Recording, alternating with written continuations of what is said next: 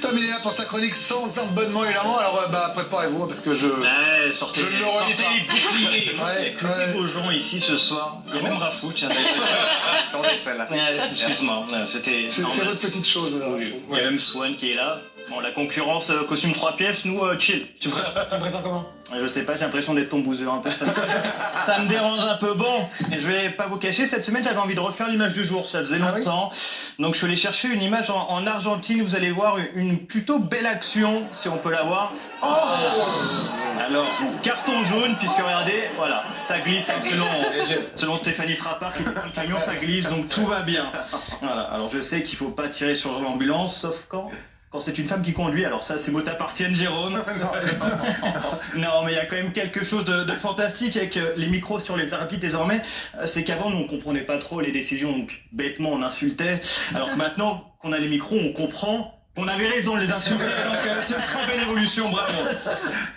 Bon, surtout... Non, on n'insulte pas les gens. Non, jamais, ou alors chez soi, discrètement. Surtout cette semaine, c'était le retour de la Ligue des Champions, une compétition créée par l'équipe en 1955, on le rappelle. Faut être fier, merde, hein, même si 70 ans plus tard, c'est Henry ou en transpi dans une cabine qui commente les images. C'est quand même une compétition.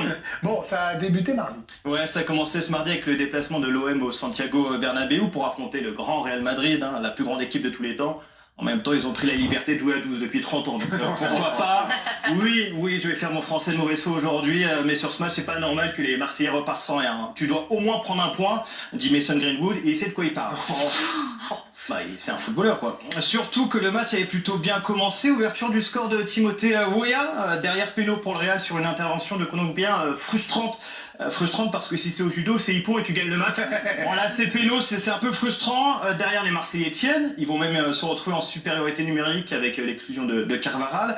Alors, il a pété un pont après que Rulli lui ait dit qu'il était de gauche. Coup de tête direct, hein. Gaucho il a pas...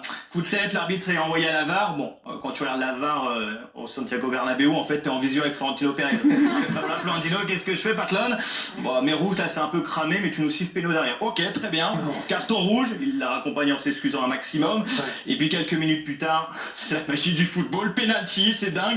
Il faut m'expliquer comment tu fais pour tacler si tu peux pas mettre les mains. Hein, ça s'appelle tomber, tout simplement. Non, sur cette action, même Jamel, il se serait fait siffler les mains. Donc à un moment donné, il va falloir m'expliquer les règles du football quand même. Très sévère.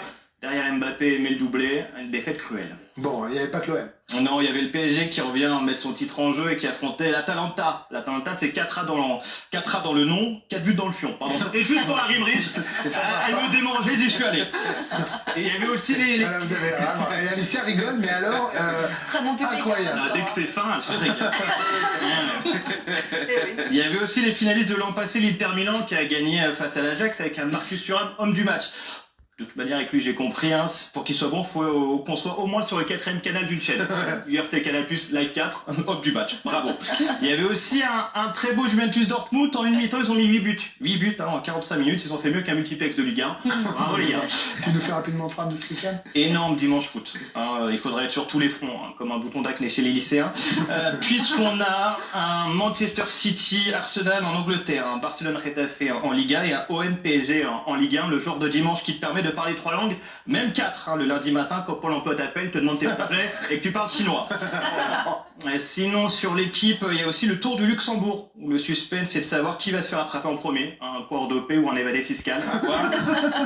Le Tour en tout cas est commenté par Kevin Vauquelin, qui était cette année 2e de la Flèche Wallonne, 2e du Grand Prix du Morbihan, 2e du Tour de Suisse, 2e du championnat de France de contre-la-montre, mais heureusement avec l'équipe il a pu faire sa première. Comme quoi tout arrive. Merci beaucoup Tom. À la semaine prochaine et